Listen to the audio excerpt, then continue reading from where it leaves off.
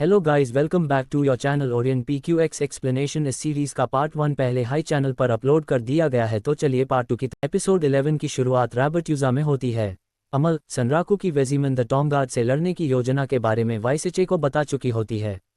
ये सुनकर वाइसेचे काफ़ी नाराज़ हो जाता है और सनराकू को डांटता है, क्योंकि वेजिमन पूरे गेम के सबसे खतरनाक यूनिक मॉन्स्टर्स में से एक है। शंग्रीला फ्रंटियर जोड़ 1। सनराकू शांत होकर वाइसेचे को पूरी बात समझाता है। वह बताता है कि उसका उद्देश्य सिर्फ लड़ना नहीं है, बल्कि अपने दोस्तों आर्थर पेंसिल्गन और ओइकिड्जो की मदद करना है। पेंसिल्गन का मानना है कि वेजिमन को हराकर उसे उसकी लंबी पीड़ा से मुक्त किया जाना चाहिए। सनराकू की बात सुनकर वाइसेचे का गुस्सा कुछ कम हो जाता है। शंग्रीला फ्रंटियर जोड़ 1। फिर वाइसेचे वेजिमन के अतीत का एक रहस्य बताता है। वह कहता है कि वेजिमन कभी एक महान योद्धा था, जिसने अपनी प्रिय महिला को खो दिया था। एक झूठ और दुखद घटना के कारण वह शापित हो गया और अब उसकी कब्र की रक्षा करता रहता है। ये सुनकर सनराकू समझ जाता है कि वेजिमन सिर्फ एक बॉस नहीं, बल्कि एक दुखद कहानी वाला पात्र है।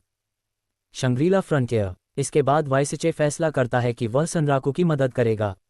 वह उसे राबर्ट्यूजा के शाही फौज लोहार खाने में ले जाता है, जहां उसकी मुलाकात मशहूर लोहार बिलिक से होती है। बिलिक सनराकू के हथियारों को देखकर उत्साहित हो जाती है और कहती है कि उनमें बड़ी क्षमता छिपी हुई है। शंग्रीला फ्रंटियर जोड़ 1। सनराकू अपने पास मौजूद क्वाड बीटल से मिले दुर्लभ सामान बिलिक और वाइसेचे को देता है। इसके बाद एक शानदार हथियार निर्माण प्रक्रिया शुरू होती है। वाइसेचे अपने जादुई हथौड़े से सनराकू की पुरानी वॉपाल चॉपर्स को फिर से गढ़ता है। हथियारों के साथ सनराकू की पिछली लड़ाइयों की यादें भी जैसे उनमें समा जाती हैं। शंग्रीला फ्रंटियर जोड़ 1। काफ़ी समय बाद नए हथियार तैयार होते हैं। अब सनराकू के पास शक्तिशाली जुड़वां तलवारें टोजेत्सु आ जाती हैं। सफ़ेद ब्लेड वैक्सिंग HP की कीमत पर क्रिटिकल डैमेज बढ़ाती है। काली ब्लेड वेनिंग सफल क्रिटिकल हिट्स पर HP वापस देती है। दोनों तलवारें मिलकर एक विशेष सुपर मोड भी खोल सकती हैं। शंग्रीला फ्रंटियर जोड़ 1। लेकिन एक समस्या सामने आती है। इन नए हथियारों को इस्तेमाल करने के लिए सनराकू का लेवल 50 होना ज़रूरी है, जबकि उसका लेवल अभी काफ़ी कम है। ये सुनकर वह निराश हो जाता है, क्योंकि वेजिमन की लड़ाई में अब ज़्यादा समय नहीं बचा है। Shangrila frontier. इसके बाद सनराकू थर्ड्रेमा शहर में पेंसिल्गन और ओइकिड्जो से मिलने पहुंचता है।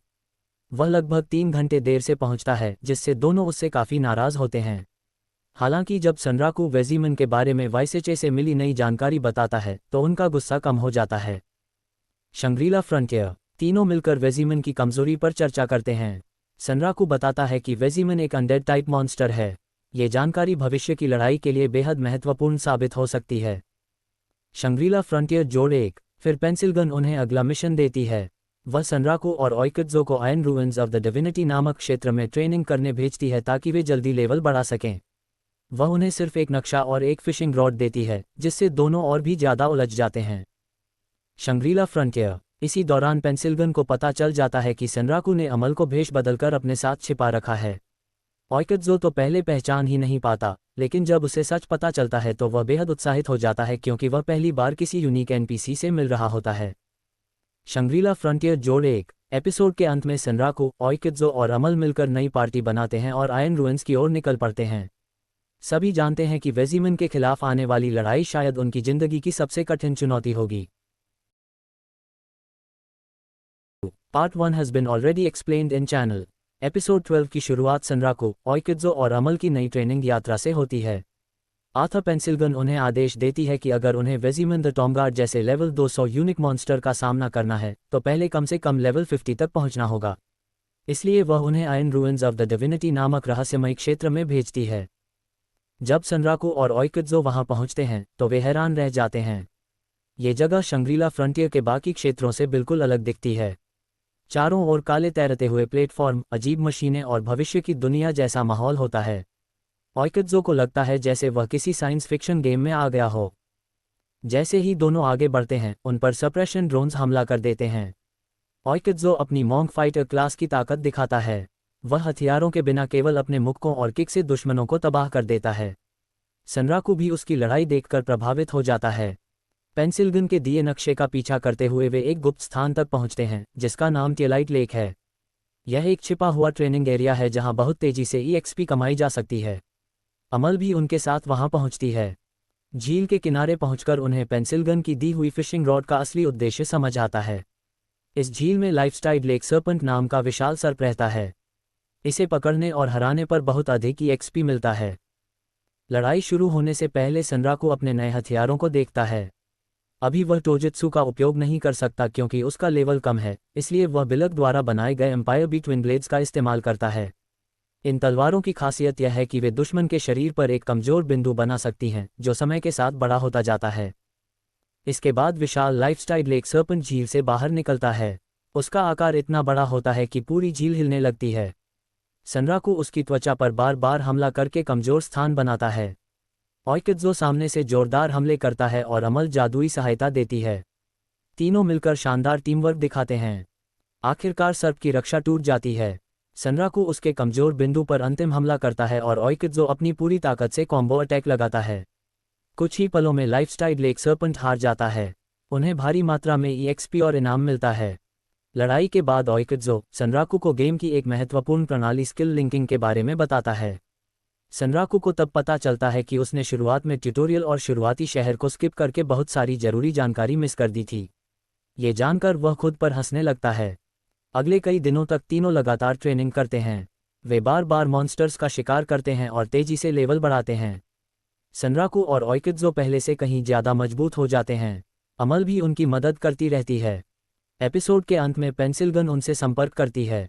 वह बताती है कि उनके पास ज़्यादा समय नहीं बचा है। अगले पूर्णिमा फुल मून की रात उन्हें एक रहस्यमय unique NPC Setsuna of bygone days से मिलना होगा।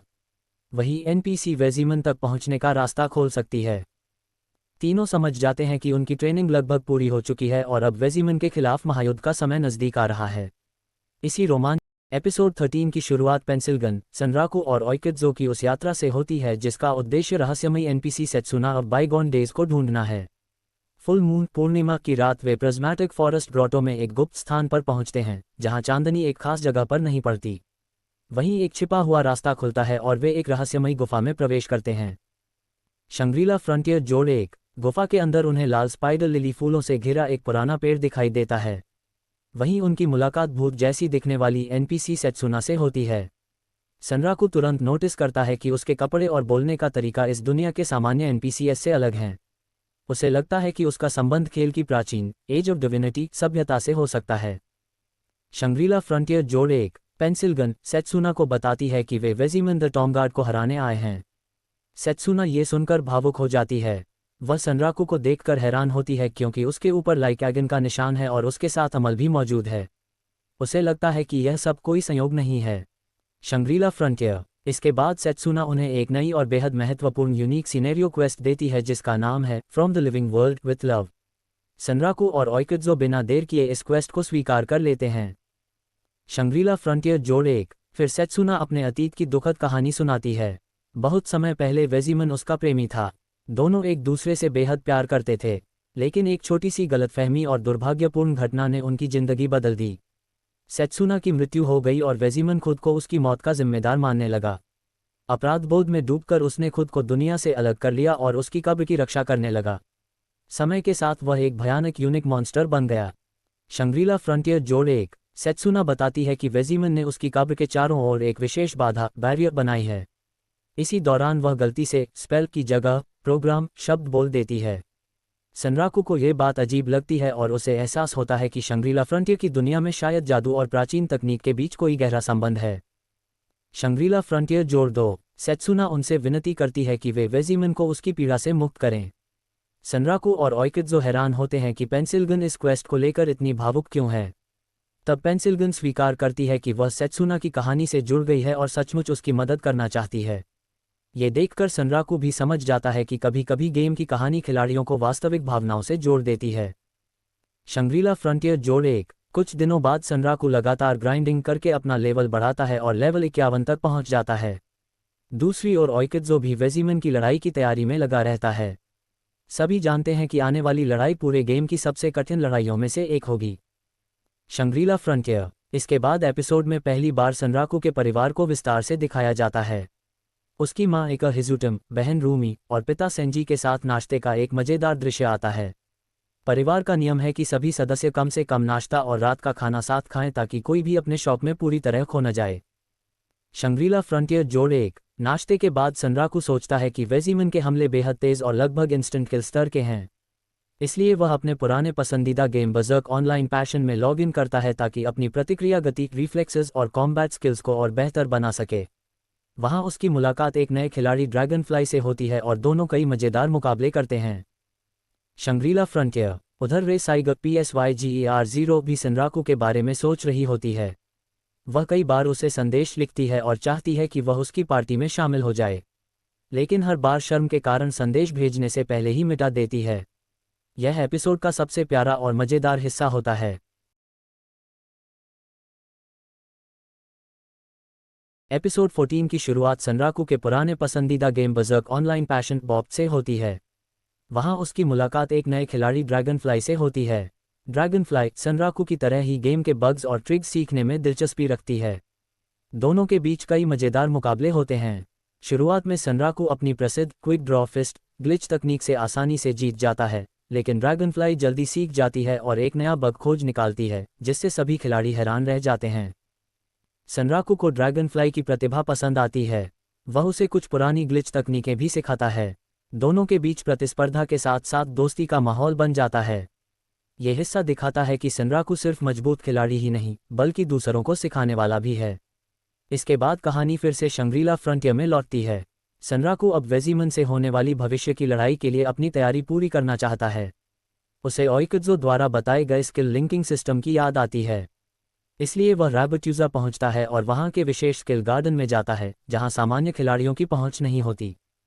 वहां उसकी मुलाकात अमल की बड़ी बहन एलके से होती है। एलके दिखने में शांत और प्यारी लगती है, लेकिन असल में वह पैसों के मामले में बहुत चालाक होती है।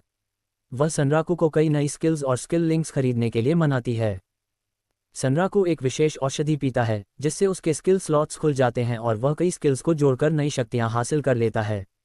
इसके बाद एलके उसे एक दुर्लभ वोपाल आर्ट स्किल बुक बेच देती है, जिसका नाम लिकेमिरा मून है। स्किल बहुत शक्तिशाली होती है, लेकिन उसे खरीदने के बाद सनराकू की लगभग सारी गेम मुद्रा खत्म हो जाती है। अब सनराकू को एहसास होता है कि वेजिमन की लड़ाई से पहले उसे और पैसे कमाने होंगे। इसी बीच उसकी मुलाकात फिर से आर्थर पेंसिल्गन और ओइकुत्सो से होती है। यहीं पर पेंसिल्गन एक बड़ी समस्या बताती है। वह समझाती है कि उसका पुराना क्लैन एशुरा कई वर्षों से वेजिमन का इस्तेमाल EXP कमाने के लिए करता रहा है। यदि वेजिमन मर गया तो उनका फ़ायदा खत्म हो जाएगा, इसलिए वे किसी भी कीमत पर सनराकू और उसकी टीम को रोकने की कोशिश करेंगे।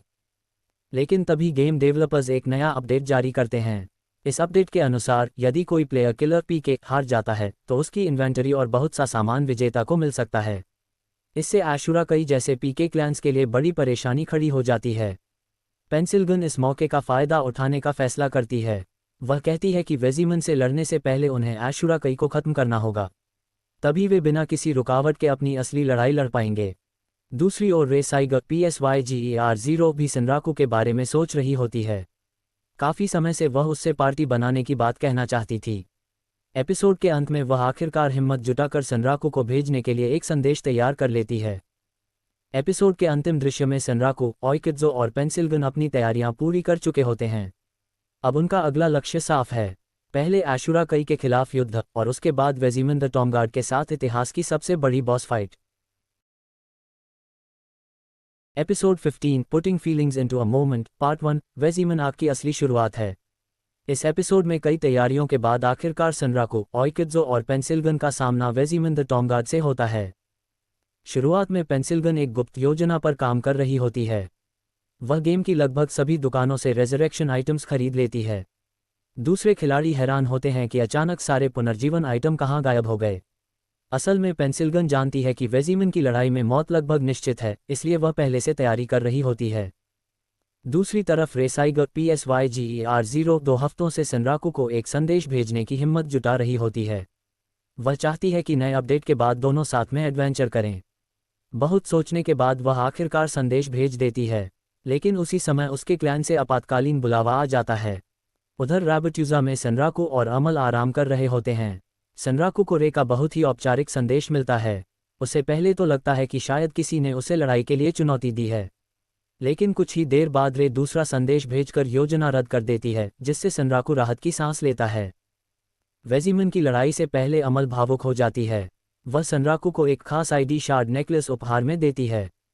सनराकू वादा करता है कि वह जीतकर वापस आएगा। वाइसिचे भी उससे कहता है कि अगर संभव हो तो वेजिमन को उसकी लंबी पीड़ा से मुक्ति दिलाना। इसी समय पेंसिलगन अपनी सबसे बड़ी चाल चलती है। वह आशुरा कई के गुप्त मुख्यालय की जानकारी कई बड़े क्लैंस को लीक कर देती है। परिणामस्वरूप अनेक क्लैंस मिलकर आशुरा कई पर हमला कर देते हैं। PSYGER-0 भी इस हमले में शामिल हो जाती है। पूरा आशुरा कई क्लैन अराजकता में फंस जाता है और वेजिमन की लड़ाई में हस्तक्षेप नहीं कर पाता। इसके बाद सनराकू, ओइकित्सो और पेंसिलगन अपने तय स्थान पर मिलते हैं। पेंसिलगन पुष्टि करती है कि उसकी योजना सफल हो गई है और अब वे बिना किसी रुकावट के वेजिमन का सामना कर सकते हैं। तीनों अंतिम बार अपनी रणनीति पर चर्चा करते हैं। फिर वे सेत्सुना के पेड़ के पास पहुंचते हैं। एक विशेष पोर्टल खुलता है और वे एक रहस्यमयी दुनिया में प्रवेश करते हैं। ये स्थान बेहद सुंदर लेकिन उदास दिखाई देता है। सफ़ेद आकाश, काला चांद और एक विशाल चेरी ब्लॉसम का पेड़ वहां मौजूद होता है। पेड़ के नीचे सेत्सुना की कब्र होती है। अचानक वहां वेजिमन द टॉमगार्ड प्रकट होता है। ये 7 कलोसाई में से एक है और पूरे गेम के सबसे शक्तिशाली शत्रुओं में गिना जाता है। उसकी उपस्थिति मात्र से वातावरण डरावना हो जाता है। लड़ाई शुरू होते ही एक विशेष नियम सक्रिय हो जाता है। चाहे खिलाड़ियों का असली लेवल कितना भी हो, वेजिमन की लड़ाई के दौरान सभी को लेवल 50 पर सीमित कर दिया जाता है। इससे किसी भी प्रकार का लेवल एडवांटेज खत्म हो जाता है। सनराकू सबसे पहले आगे बढ़ता है। वह वेजिमन का ध्यान अपनी ओर खींचता है और उसके तेज हमलों को रोकने की कोशिश करता है। वेजिमन की तलवार इतनी तेज होती है कि सामान्य खिलाड़ी उसे देख भी नहीं सकते। लेकिन सनराकू अपने वर्षों के गेमिंग अनुभव की मदद से लगातार उसके वारों को पैरी और डॉज करता रहता है। ये देखकर पेंसिलगन भी प्रभावित हो जाती है। जल्द ही तीनों समझ जाते हैं कि वेजिमन सामान्य बॉस नहीं है। उस पर किए गए हमलों से लगभग कोई नुकसान नहीं होता। तब वे निष्कर्ष निकालते हैं कि यह शायद स्पेशल कंडीशन बॉस है, यानी जीतने के लिए कोई विशेष शर्त पूरी करनी होगी। उनकी पहली शर्त है कम से कम 10 मिनट तक जीवित रहना। सनराकू पूरी ताकत से लड़ता रहता है, लेकिन वेजिमन की शक्ति उसकी कल्पना से भी कहीं ज़्यादा होती है। अचानक वेजिमन एक नई तकनीक का उपयोग करता है। ओइकित्सो तुरंत पहचान जाता है कि यह हमला सनराकू को मार देगा। वह बिना समय गंवाए एक रिबर्थ टियरज्यूल फेंकता है। अगले ही पल वेजिमन का हमला सनराकू को खत्म कर देता है। लेकिन पेंसिलगन की तैयारी काम आती है। रिबर्थ टियरज्यूल की वजह से सनराकू तुरंत पुनर्जीवित हो जाता है। उसकी आंखें खुलती हैं और वह फिर से युद्ध के मैदान में खड़ा होता है। तभी सभी को एहसास होता है कि वेजिमन की लड़ाई उनकी कल्पना से भी अधिक खतरनाक होने वाली है। एपिसोड 16 की शुरुआत वहीं से होती है जहां पिछला एपिसोड खत्म हुआ था। वेजिमन द टॉमगार्ड के एक भयानक हमले से सनराकू मारा जा चुका था, लेकिन रिबर्थ टियरज्यूल की मदद से वह तुरंत वापस जीवित हो जाता है। अब सनराकू, ओइकित्सो और पेंसिलगन को पूरी तरह समझ आ जाता है कि यह लड़ाई साधारण बॉस फाइट नहीं, बल्कि पूरे गेम की सबसे कठिन चुनौती है। वेजिमन अपनी विशाल तलवार के साथ लगातार हमले करता रहता है। उसकी गति इतनी तेज होती है कि सामान्य खिलाड़ी उसके वारों को देख भी नहीं सकते। सनराकू ही एकमात्र व्यक्ति होता है जो उसके हमलों को पढ़ पाता है और सही समय पर बच सकता है। कुछ देर लड़ने के बाद सनराकू एक महत्वपूर्ण बात नोटिस करता है। वेजिमन के हमले पूरी तरह बेतरतीब नहीं हैं। वह एक निश्चित पैटर्न का पालन करता है। सनराकू अपने ट्रैश गेम अनुभव की मदद से धीरे धीरे उस पैटर्न को समझने लगता है। दूसरी तरफ ओइकित्सो सामने से लगातार दबाव बनाए रखता है। उसका काम वेजिमन का ध्यान बांटना होता है ताकि सनराकू उसके हमलों का विश्लेषण कर सके।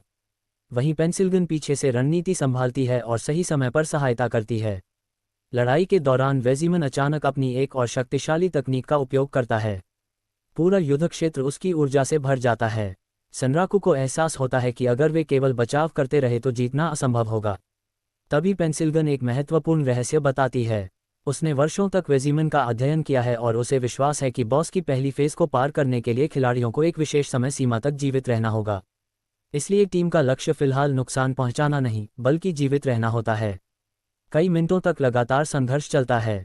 सनराकू बार बार वेजिमन के वारों से बाल बाल बचता है। उसकी प्रतिक्रिया, गति और अनुभव इस लड़ाई में सबसे बड़ी भूमिका निभाते हैं। आखिरकार निर्धारित समय पूरा हो जाता है। जैसे ही समय सीमा समाप्त होती है, पूरे युद्ध क्षेत्र में अचानक बदलाव आने लगता है। वेजिमन कुछ क्षणों के लिए रुक जाता है। उसकी तलवार और कवच से अजीब रोशनी निकलने लगती है। तभी खिलाड़ियों को एहसास होता है कि उन्होंने पहली परीक्षा पार कर ली है। लेकिन राहत केवल कुछ सेकंड की होती है। अचानक वेजिमन अपना विशाल कवच त्याग देता है और उसका असली रूप सामने आता है। अब वह पहले से भी अधिक तेज, अधिक खतरनाक और अधिक शक्तिशाली हो चुका होता है। उसकी नई गति देखकर सनराकू, ओइकित्सो और पेंसिलगन सभी हैरान रह जाते हैं। सनराकू तुरंत समझ जाता है कि असली लड़ाई अब शुरू हुई है। एपिसोड के अंतिम क्षणों में वेजिमन अपनी दूसरी फेज का पहला हमला करता है। उसकी गति इतनी अधिक होती है कि खिलाड़ी मुश्किल से प्रतिक्रिया दे पाते हैं।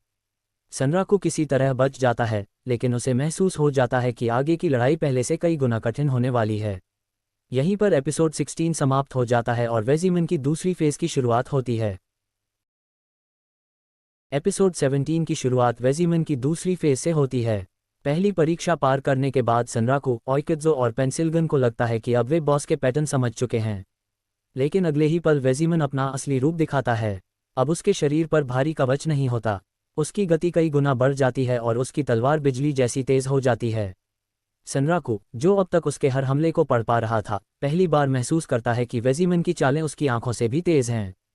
वेजिमन अचानक मैदान के बीचों बीच गायब हो जाता है। अगले ही पल वह सनराकू के पीछे प्रकट होता है और एक घातक वार करता है। सनराकू किसी तरह आखिरी क्षण में बच जाता है, लेकिन उसे समझ आ जाता है कि अब एक छोटी सी गलती भी उसकी मौत का कारण बन सकती है। ओइकित्सो लगातार सामने से हमला करता रहता है ताकि वेजिमन का ध्यान बटा रहे। उसकी मार्शल आर्ट्स तकनीकें और तेज कॉम्बो कुछ समय के लिए बॉस को रोकने में सफल होते हैं। लेकिन वेजिमन की ताकत इतनी अधिक होती है कि वह ओइकित्सो को भी पीछे धकेल देता है। इस बीच पेंसिल्गन शांत दिमाग से लड़ाई का विश्लेषण कर रही होती है। उसे महसूस होता है कि वेजिमन केवल ताकतवर ही नहीं, बल्कि बेहद बुद्धिमान भी है। वह खिलाड़ियों की रणनीति को समझकर तुरंत अपना तरीका बदल देता है। कुछ देर बाद वेजिमन अपनी नई विशेष तकनीक का उपयोग करता है। पूरा युद्ध क्षेत्र अंधेरी ऊर्जा से भर जाता है और उसकी तलवार से निकलने वाली लहरें दूर तक फैलने लगती हैं। इन हमलों से बचना लगभग असंभव होता है। सनराकू अपनी पूरी क्षमता लगाकर लगातार डॉज करता रहता है। यही सनराकू की सबसे बड़ी ताकत सामने आती है। सालों तक खराब और बग से भरे गेम खेलने की वजह से उसने असंभव परिस्थितियों में भी प्रतिक्रिया देना सीख लिया था। जहां सामान्य खिलाड़ी हार मान लेते, वहां सनराकू लगातार सीखता और अनुकूलन करता रहता है। धीरे धीरे वह वेजिमन की नई गति के साथ तालमेल बैठाने लगता है। दूसरी तरफ ओइकित्सो एक बड़ा जोखिम उठाता है। वह सीधे वेजिमन के सामने जाकर उसका ध्यान अपनी ओर खींचता है ताकि सनराकू को हमला करने का मौका मिल सके। ये योजना काम करती है। पहली बार सनराकू वेजिमन के शरीर पर एक प्रभावी वार करने में सफल होता है। नुकसान बहुत कम होता है, लेकिन इससे ये साबित हो जाता है कि दूसरी फेज में बॉस को वास्तव में चोट पहुंचाई जा सकती है। ये देखकर पूरी टीम का आत्मविश्वास बढ़ जाता है। लेकिन वेजिमन भी अब गंभीर हो जाता है। वह अपनी पूरी शक्ति छोड़ना शुरू कर देता है। युद्ध क्षेत्र कांपने लगता है और उसकी ऊर्जा लगातार बढ़ती जाती है। सनराकू को एहसास होता है कि बॉस अभी तक पूरी ताकत से लड़ ही नहीं रहा था। एपिसोड के अंतिम भाग में वेजिमन एक और भयानक तकनीक तैयार करता है। उसकी तलवार चमकने लगती है और पूरा वातावरण खामोश हो जाता है। सनराकू, ओइकित्सो और पेंसिल्गन समझ जाते हैं कि कुछ बेहद खतरनाक होने वाला है। तीनों अपनी अपनी जगह संभाल लेते हैं और अंतिम क्षण तक लड़ने का निर्णय करते हैं। जैसे ही वेजिमन अपना अगला विनाशकारी हमला शुरू करने वाला होता है, एपिसोड 17 समाप्त हो जाता है। एपिसोड 18 की शुरुआत वहीं से होती है जहां पिछला एपिसोड समाप्त हुआ था। वेजिमन द टॉमगार्ड अपनी दूसरी फेज में पूरी ताकत से लड़ रहा है। सनराकू, ओइकित्सो और पेंसिल्गन पहले ही समझ चुके हैं कि ये दुश्मन किसी भी सामान्य बॉस से अलग है। उसकी गति, ताकत और युद्ध कौशल उन्हें लगातार मुश्किल में डाल रहे हैं। अचानक वेजिमन अपनी भयानक विशेष तकनीक का उपयोग करता है। उसकी तलवार से निकली ऊर्जा पूरे युद्ध क्षेत्र में फैल जाती है। सनराकू और ओइकित्सो किसी तरह इस हमले से बच जाते हैं, लेकिन उन्हें एहसास हो जाता है कि अब लड़ाई का हर सेकंड जानलेवा है। पेंसिल्गन लगातार वेजिमन के पैटर्न का अध्ययन करती रहती है। तभी उसे एक महत्वपूर्ण बात समझ में आती है। वेजिमन केवल एक शक्तिशाली मॉन्स्टर नहीं है, बल्कि वह एक बेहद प्रशिक्षित योद्धा की तरह लड़ता है। उसकी हर चाल सोच समझकर होती है। सनराकू भी यही महसूस करता है। उसे लगता है जैसे वह किसी एनपीसी बॉस से नहीं, बल्कि किसी असली खिलाड़ी से लड़ रहा हो। कुछ देर बाद वेजिमन अपनी गति और बढ़ा देता है। अब उसके हमले इतने तेज हो जाते हैं कि ओइकित्सो कई बार सीधा वार खा जाता है। अपनी पूरी ताकत लगाने के बावजूद ओइकित्सो की एचपी तेजी से गिरने लगती है। इसी दौरान सनराकू को वेजिमन की चालों में एक छोटा सा पैटर्न दिखाई देता है। हर बड़े हमले से पहले वेजिमन अपने शरीर का भार एक विशेष दिशा में बदलता है। ये बहुत छोटा संकेत होता है, लेकिन सनराकू जैसी तेज नज़र वाला खिलाड़ी इसे पकड़ लेता है। अब सनराकू केवल प्रतिक्रिया नहीं दे रहा होता, बल्कि हमलों का अनुमान लगाना शुरू कर देता है। दूसरी ओर पेंसिल्गन अपना सबसे महत्वपूर्ण कार्ड खेलने का फैसला करती है। वह एक विशेष आइटम का उपयोग करती है, जो कुछ समय के लिए वेजिमन का ध्यान भटका सकता है। इससे सनराकू और ओइकित्सो को हमला करने का मौका मिलता है। दोनों खिलाड़ी एक साथ कॉम्बो अटैक शुरू करते हैं। ओइकित्सो सामने से लगातार प्रहार करता है जबकि सेनराकू उसकी कमजोर जगहों पर वार करता है। पहली बार वेजिमन वास्तव में दबाव महसूस करता दिखाई देता है, लेकिन तभी लड़ाई एक नया मोड़ लेती है। वेजिमन अचानक पीछे हटता है और अपनी तलवार आकाश की ओर उठाता है। पूरा युद्ध क्षेत्र बदलने लगता है। जमीन टूटती है, हवा भारी हो जाती है और एक अजीब ऊर्जा चारों ओर फैल जाती है। पेंसिलगन तुरंत समझ जाती है कि यह लड़ाई की अगली अवस्था शुरू होने वाली है। वेजिमन अपने सबसे खतरनाक रूपों में से एक को सक्रिय करता है। अब उसकी शक्ति पहले से भी अधिक बढ़ जाती है और उसका युद्ध क्षेत्र भी उसके नियंत्रण में आने लगता है। सेनराकू, ओइकित्सो और पेंसिलगन को एहसास हो जाता है कि अब तक की पूरी लड़ाई सिर्फ तैयारी थी। असली परीक्षा अब शुरू होने वाली है। इसके बावजूद कोई पीछे हटने को तैयार नहीं होता। सेनराकू अपनी नई सीखी हुई स्किल्स और अनुभव पर भरोसा करता है। ओइकित्सो अपनी बची हुई ताकत इकट्ठी करता है। पेंसिलगन अपनी अंतिम रणनीतियां तैयार करती है। एपिसोड के अंत में वेजिमन एक विशाल ऊर्जा हमला तैयार करता है और पूरी टीम उसकी ओर देखती रह जाती है। यहीं एपिसोड 18 समाप्त हो जाता है और अगले एपिसोड के लिए जबरदस्त उत्सुकता पैदा होती है। एपिसोड 19 की शुरुआत वेजिमन के भयानक शक्ति विस्फोट से होती है। पिछले एपिसोड के अंत में उसने एक विशाल ऊर्जा हमला तैयार किया था और अब वह उसे छोड़ देता है। पूरा युद्ध क्षेत्र हिल उठता है। सेनराकू, ओइकित्सो और पेंसिलगन किसी तरह बचने की कोशिश करते हैं, लेकिन उन्हें समझ आ जाता है कि वेजिमन अब अपनी असली ताकत दिखा रहा है। सेनराकू अपनी तेज रिफ्लेक्स और अनुभव का इस्तेमाल करते हुए हमले से बच जाता है। ओइकित्सो भी मुश्किल से खुद को संभाल पाता है। दूसरी तरफ पेंसिलगन लगातार स्थिति का विश्लेषण कर रही होती है। उसे महसूस होता है कि वेजिमन की लड़ाई केवल ताकत की नहीं, बल्कि धैर्य और रणनीति की भी परीक्षा है। कुछ समय बाद वेजिमन अपनी एक और गुप्त क्षमता सक्रिय करता है। अचानक उसका युद्ध घोड़ा किरिन मैदान में प्रकट होता है। यह कोई साधारण घोड़ा नहीं, बल्कि बिजली जैसी गति और शक्तिशाली हमलों वाला दिव्य प्राणी होता है। अब लड़ाई और भी खतरनाक हो जाती है। वेजिमन घोड़े पर सवार होकर मैदान में दौड़ने लगता है। उसकी गति इतनी तेज होती है कि सेनराकू और ओइकित्सो के लिए उसे ट्रैक करना मुश्किल हो जाता है। हर बार जब वह हमला करता है तो ऐसा लगता है जैसे बिजली चमक गई हो। सेनराकू तुरंत समझ जाता है कि यदि किरिन को नहीं रोका गया तो वेजिमन को हराना लगभग असंभव होगा। पेंसिलगन अपनी रिसर्च से जुड़ी जानकारी साझा करती है। वह बताती है कि वेजिमन और किरिन एक साथ लड़ते समय सबसे खतरनाक होते हैं, इसलिए उन्हें पहले किरिन को अलग करना होगा। इसके बाद टीम एक नई रणनीति बनाती है। ओइकित्सो सामने से हमला करके वेजिमन का ध्यान खींचता है। पेंसिलगन सहायक आइटम्स और जालों का उपयोग करती है। इसी दौरान सेनराकू सही अवसर की तलाश में रहता है। काफी संघर्ष के बाद सेनराकू किरिन के पास पहुंचने में सफल हो जाता है। वह अपनी पूरी गति का उपयोग करके घोड़े के रास्ते का अनुमान लगाता है और एक सटीक हमला करता है। इस हमले से किरिन कुछ क्षणों के लिए असंतुलित हो जाता है। यही वह मौका होता है जिसका टीम इंतजार कर रही थी।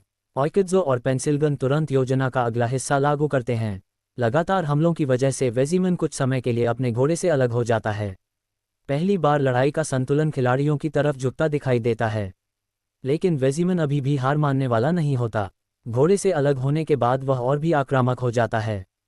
उसकी तलवारबाजी पहले से अधिक तेज और खतरनाक हो जाती है। सेनराकू को लगातार अपनी सीमा से आगे जाकर लड़ना पड़ता है। इसी दौरान सेनराकू को वेजिमन की कहानी याद आती है, उसका अतीत, सेत्सुना के प्रति उसका प्रेम और उसका वर्षों का दुख। उसे एहसास होता है कि वे सिर्फ एक बॉस से नहीं लड़ रहे, बल्कि एक दुखद भाग्य में फंसे योद्धा को मुक्त करने की कोशिश कर रहे हैं। एपिसोड के अंतिम क्षणों में वेजिमन फिर से अपनी शक्ति इकट्ठी करता है। उसकी तलवार और किरिन दोनों चमकने लगते हैं। ऐसा लगता है कि वह अपनी सबसे खतरनाक तकनीकों में से एक का उपयोग करने वाला है। सेनराकू, ओइकित्सो और पेंसिलगन अंतिम मुकाबले के लिए तैयार खड़े रहते हैं। यहीं एपिसोड 19 समाप्त हो जाता है। एपिसोड 20 में वेजिमन द टॉमगार्ड के खिलाफ लड़ाई अपने सबसे रोमांचक और खतरनाक मोड़ पर पहुंच जाती है। सेनराकू, ओइकित्सो और पेंसिलगन अब तक किसी तरह जीवित हैं, लेकिन उनकी ताकत और संसाधन तेजी से खत्म हो रहे हैं। वेजिमन और उसका दिव्य घोड़ा किरिन एक बार फिर पूरी शक्ति के साथ हमला शुरू करते हैं। पूरे युद्ध क्षेत्र में बिजली जैसी ऊर्जा फैल जाती है। किरिन इतनी तेजी से दौड़ता है कि उसे देख पाना भी मुश्किल हो जाता है। सेनराकू समझ जाता है कि अगर वे इस चरण को पार नहीं कर पाए तो सारी मेहनत बेकार हो जाएगी। ओइकित्सो लगातार सामने से लड़ रहा होता है। उसकी एचपी खतरनाक रूप से कम हो चुकी है, लेकिन फिर भी वह पीछे हटने को तैयार नहीं होता। वह जानता है कि यदि वेजिमन का ध्यान उसकी ओर नहीं रहा तो सेनराकू के लिए हमला करना मुश्किल हो जाएगा। दूसरी तरफ पेंसिलगन अपनी अंतिम योजनाओं का उपयोग करना शुरू करती है। उसने लड़ाई के लिए जो विशेष आइटम्स जमा किए थे अब उनका इस्तेमाल होने लगता है। वह हर सेकंड की गणना कर रही होती है। इसी दौरान सनराकू को एक महत्वपूर्ण बात समझ आती है। वेजिमन के कुछ हमले बेहद शक्तिशाली हैं, लेकिन उन्हें इस्तेमाल करने से पहले वह हमेशा एक छोटा सा संकेत देता है। पहले ये संकेत पहचानना लगभग असंभव था, लेकिन अब लंबी लड़ाई के बाद सनराकू उसकी हर हरकत को पढ़ने लगा है। अब वह सिर्फ बच नहीं रहा, बल्कि वेजिमन की चालों का अनुमान लगाकर पहले से तैयारी कर रहा है। लड़ाई और तेज हो जाती है। किरिन मैदान में बिजली की तरह दौड़ रहा होता है, जबकि वेजिमन लगातार तलवार से घातक वार कर रहा होता है। सनराकू, ओइकित्सो और पेंसिलगन पूरी तरह टीमवर्क पर निर्भर हो जाते हैं। फिर एक बड़ा मौका आता है। सनराकू और ओइकित्सो मिलकर ऐसा हमला करते हैं जिससे किरिन कुछ समय के लिए लड़ाई से बाहर हो जाता है। पहली बार वेजिमन अकेला रह जाता है, लेकिन इससे वेजिमन और भी अधिक खतरनाक बन जाता है। वह अपनी पूरी शक्ति खोल देता है और उसकी तलवार से निकलने वाली ऊर्जा पूरे क्षेत्र को हिला देती है। सनराकू महसूस करता है कि यह शायद लड़ाई का निर्णायक चरण है। पेंसिलगन तुरंत आदेश देती है कि अब उन्हें अपनी सबसे शक्तिशाली क्षमताओं का उपयोग करना होगा। पीछे हटने का कोई विकल्प नहीं बचा है। सनराकू अपनी सारी एकाग्रता एकत्र करता है। उसके मन में सेत्सुना की कहानी और वेजिमन का दुखद अतीत घूम रहा होता है। अब ये लड़ाई केवल जीतने के लिए नहीं, बल्कि एक पीड़ित योद्धा को मुक्ति दिलाने के लिए भी है। एपिसोड के अंतिम भाग में वेजिमन एक विशाल अंतिम तकनीक की तैयारी करता है। आकाश और जमीन दोनों उसकी ऊर्जा से कांपने लगते हैं। सनराकू, ओइकित्सो और पेंसिलगन उसकी ओर देखते हैं और अपनी अंतिम रणनीति लागू करने के लिए तैयार हो जाते हैं। यहीं एपिसोड 20 समाप्त हो जाता है और अगले एपिसोड के लिए जबरदस्त सस्पेंस छोड़ जाता है। एपिसोड 21 में वेजिमन द टॉमगार्ड के खिलाफ लड़ाई अपने चरम पर पहुंच जाती है। सनराकू, ओइकित्सो और पेंसिलगन कई चरणों की लड़ाई पार कर चुके हैं, लेकिन अब उनके सामने सबसे कठिन परीक्षा खड़ी है। पिछले एपिसोड के अंत में वेजिमन ने अपनी विशाल अंतिम तकनीक की तैयारी शुरू की थी। एपिसोड 21 की शुरुआत उसी क्षण से होती है। पूरा युद्ध क्षेत्र उसकी ऊर्जा से कांप रहा होता है। आकाश अंधेरा हो जाता है और ऐसा लगता है जैसे पूरी दुनिया उसकी शक्ति के सामने झुक रही हो। सनराकू समझ जाता है कि अगर यह हमला सीधे लग गया तो उनकी पूरी टीम खत्म हो जाएगी। पेंसिलगन तुरंत अपनी रणनीति लागू करती है। वह सनराकू और ओइकित्सो को अलग अलग दिशाओं में फैलने का आदेश देती है ताकि वेजिमन का ध्यान बढ़ सके। ओइकित्सो बिना हिचकिचाए आगे बढ़ता है। वह जानता है कि उसकी भूमिका अब वेजिमन को व्यस्त रखना है। वह अपनी पूरी ताकत से लगातार कॉम्बो हमले करता है। कुछ क्षणों के लिए वेजिमन का ध्यान ओइकित्सो की ओर चला जाता है। यही मौका सनराकू को चाहिए था। सनराकू अपनी गति और अनुभव का उपयोग करते हुए वेजिमन के आसपास घूमना शुरू करता है। अब तक की लड़ाई में उसने वेजिमन के लगभग सभी हमलों का पैटर्न याद कर लिया है। हर डॉज, हर पैरवी और हर प्रतिक्रिया उसके अनुभव का परिणाम होती है। लेकिन वेजिमन भी कमजोर नहीं पड़ता। वह अचानक अपनी दिशा बदलता है और इतनी तेज गति से हमला करता है कि ओइकित्सो पूरी तरह बच नहीं पाता। उसे भारी नुकसान पहुंचता है और वह लगभग लड़ने की स्थिति से बाहर हो जाता है। अब मैदान में मुख्य जिम्मेदारी सनराकू पर आ जाती है। पेंसिलगन लगातार सहायता करती रहती है, लेकिन वह जानती है कि अंतिम वार सनराकू को ही करना होगा। इसी दौरान सनराकू को वेजिमन की एक बड़ी कमजोरी दिखाई देती है। हर बार जब वह अपनी सबसे शक्तिशाली तकनीक का उपयोग करता है तो कुछ क्षणों के लिए उसकी रक्षा कमजोर हो जाती है। ये बहुत छोटा अवसर होता है, लेकिन यही उनकी जीत की कुंजी बन सकता है। सनराकू उस मौके का इंतजार करने लगता है। लड़ाई और भी तेज हो जाती है। वेजिमन अपनी तलवार से लगातार विनाशकारी हमले करता है। कई बार ऐसा लगता है कि सनराकू अब बच नहीं पाएगा, लेकिन हर बार वह किसी न किसी तरह निकल जाता है। पेंसिलगन आश्चर्य से देखती है कि सनराकू अब लगभग वेजिमन की गति के बराबर प्रतिक्रिया दे रहा है। उसकी वर्षों की क्रैश गेम ट्रेनिंग इस असंभव लड़ाई में काम आ रही होती है। आखिरकार वह क्षण आ जाता है जिसका वे इंतजार कर रहे थे। वेजिमन अपनी सबसे बड़ी तकनीक सक्रिय करता है। पूरा युद्ध क्षेत्र चमक उठता है, लेकिन उसी क्षण उसकी रक्षा में एक छोटा सा अंतर पैदा होता है। सनराकू बिजली की गति से आगे बढ़ता है। वह अपनी पूरी शक्ति, कौशल और अनुभव को एक ही हमले में डाल देता है। वेजिमन पहली बार वास्तव में गंभीर नुकसान झेलता है। हमला सफल हो जाता है, लेकिन लड़ाई अभी खत्म नहीं होती। वेजिमन पीछे हटता है और कुछ क्षणों के लिए शांत खड़ा रहता है। फिर उसकी ऊर्जा और भी बढ़ने लगती है। सनराकू, ओइकित्सो और पेंसिलगन समझ जाते हैं कि उन्होंने उसे घायल तो कर दिया है, लेकिन अब अंतिम और सबसे खतरनाक चरण शुरू होने वाला है।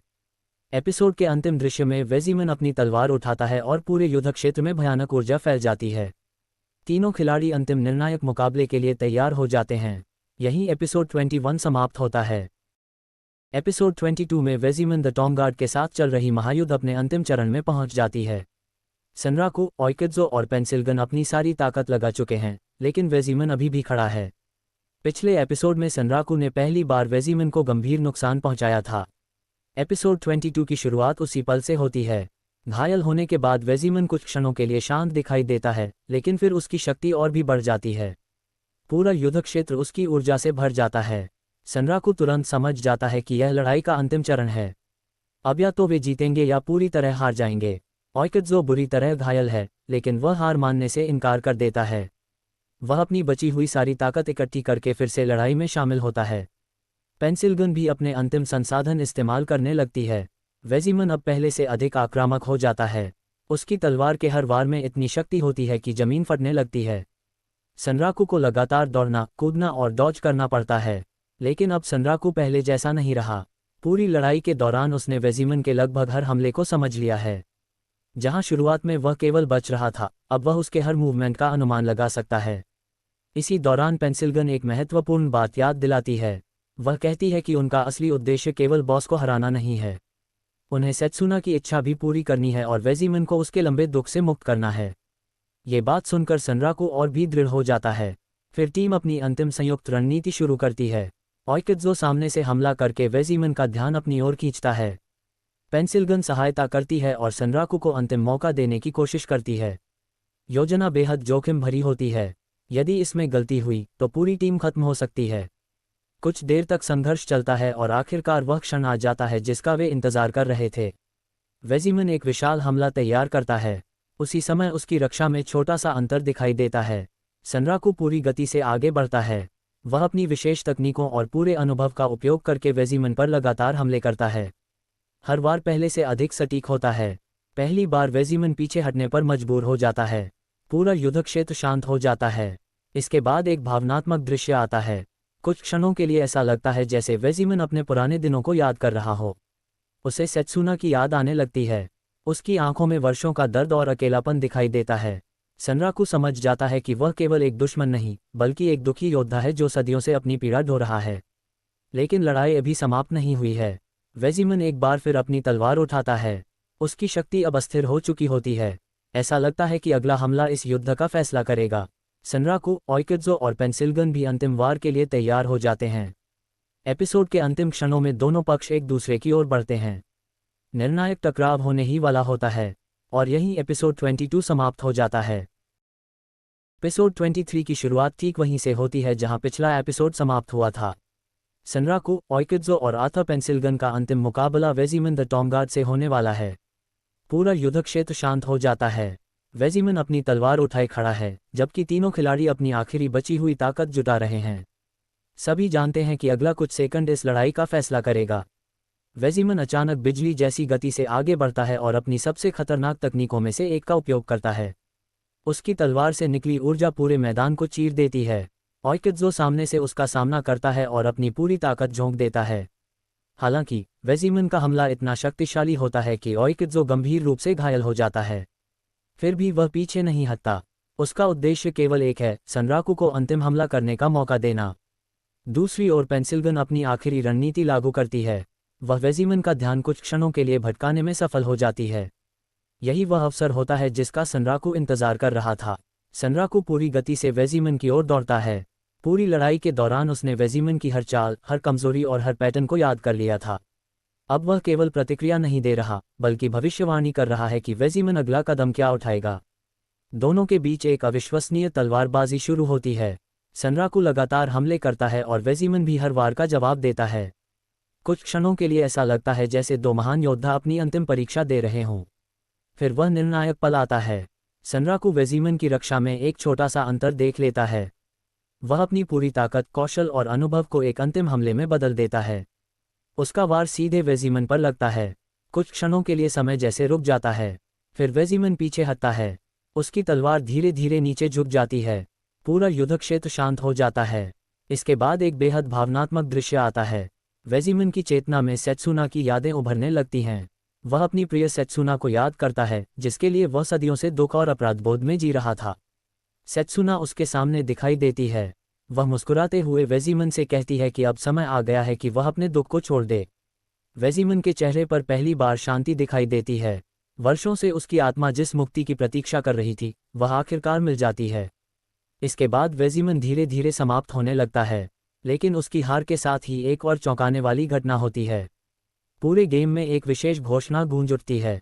पहली बार 7 कॉलोसाई में से एक को पराजित कर दिया गया है। शंग्रीला फ्रंटियर के इतिहास में यह एक अभूतपूर्व घटना होती है। दुनिया भर के खिलाड़ी हैरान रह जाते हैं। किसी को विश्वास नहीं होता कि वेजिमन जैसा अजेय यूनिक मॉन्स्टर वास्तव में हार गया है। सनराकू, ओइकित्सो और पेंसिल्गन कुछ क्षणों तक चुप खड़े रहते हैं। उन्हें एहसास होता है कि उन्होंने गेम के इतिहास को बदल दिया है। एपिसोड के अंत में वेजिमन पूरी तरह गायब हो जाता है और पीछे एक रहस्यमयी इनाम छोड़ जाता है। लेकिन असली इनाम केवल वस्तुएं नहीं हैं। सेत्सुना और वेजिमन की दुखद कहानी आखिरकार अपने सुखद अंत तक पहुंच जाती है। यहीं एपिसोड 23 समाप्त होता है। एपिसोड 24 की शुरुआत वेजिमन की हार के तुरंत बाद होती है। सनराकू, ओइकित्सो और आर्थर पेंसिल्गन अभी भी उस ऐतिहासिक जीत के प्रभाव में हैं। उन्होंने वह कर दिखाया है जो पूरे शंग्रीला फ्रंटियर में कोई खिलाड़ी कभी नहीं कर पाया था। 7 कॉलोसाई में से एक, वेजिमन द टॉर्मगार्ड, को पराजित कर दिया। वेजिमन के गायब होने के बाद युद्ध क्षेत्र में एक शांत वातावरण छा जाता है। तभी सेत्सुना प्रकट होती है। अब उसके चेहरे पर वर्षों बाद सच्ची शांति दिखाई देती है। वह सनराकू और उसके साथियों को धन्यवाद देती है क्योंकि उन्होंने वेजिमन को उसके अंतहीन दुख और अपराधबोध से मुक्त कर दिया। इसके बाद सेत्सुना और वेजिमन की आत्माएं एक दूसरे से मिलती हैं। वर्षों की जुदाई और दर्द के बाद दोनों आखिरकार एक साथ हो जाते हैं। ये पूरे सीजन के सबसे भावुक दृश्यों में से एक होता है। फिर खिलाड़ियों को वेजिमन को हराने के इनाम मिलते हैं। सनराकू, ओइकित्सो और पेंसिल्गन को दुर्लभ आइटम्स, विशेष टाइटल्स और ऐसे रिवॉर्ड्स मिलते हैं जिन्हें पूरे गेम में बेहद मूल्यवान माना जाता है। लेकिन सबसे महत्वपूर्ण चीज़ होती है एक नई यूनिक सिनेरियो क्वेस्ट का खुलना। अब पूरी शंग्रीला फ्रंटियर दुनिया में हलचल मच जाती है। गेम के सभी खिलाड़ियों को पता चल जाता है कि किसी ने वेजिमन को हरा दिया है। बड़े बड़े क्लैन, टॉप रैंकिंग खिलाड़ी और गिल्ड्स इस रहस्य को जानना चाहते हैं कि यह उपलब्धि किसने हासिल की। दूसरी तरफ PSYGER0 रे साइगर को भी इस खबर का पता चलता है। वह बेहद उत्साहित हो जाती है क्योंकि उसे अंदाज़ा है कि सनराकू इस घटना में शामिल हो सकता है। उधर सनराकू इस प्रसिद्धि से बचना चाहता है। वह जानता है कि यदि उसकी पहचान सामने आ गई तो पूरे गेम के खिलाड़ी उसके पीछे पड़ जाएंगे। इसलिए वह सामान्य तरीके से अपना एडवेंचर जारी रखना चाहता है। इसके बाद कहानी थोड़ी हल्की और मज़ेदार हो जाती है। सनराकू फिर से अपने पुराने ट्रैश गेम्स खेलने लगता है। उसके लिए सबसे महत्वपूर्ण चीज़ अभी भी मज़ा लेना और नई चुनौतियां ढूंढना है। इसी बीच शंग्रीला फ्रंटियर के डेवलपर्स और एडमिन्स भी वेजिमन की हार पर चर्चा करते दिखाए जाते हैं। वे मानते हैं कि सनराकू और उसके साथियों ने कुछ ऐसा कर दिखाया है जिसकी उन्हें उम्मीद नहीं थी। सीजन फिनाले के अंत में एक और बड़ा संकेत मिलता है। सनराकू को नए रहस्य, नए यूनिक मॉन्स्टर्स और शंग्रीला फ्रंटियर की छिपी हुई दुनिया के बारे में सुराग मिलने लगते हैं। खासकर 7 कॉलोसाई के बाकी सदस्यों की ओर कहानी इशारा करती है। सनराकू मुस्कुराता है। उसके लिए वेजिमन की लड़ाई अंत नहीं बल्कि एक नई शुरुआत है। वह जानता है कि आगे और भी खतरनाक दुश्मन, रहस्यमयी क्वेस्ट और अविश्वसनीय रोमांच उसका इंतजार कर रहे हैं। एपिसोड के अंतिम दृश्य में सनराकू अगले एडवेंचर की ओर बढ़ता है और सीजन 1 का समापन हो जाता है।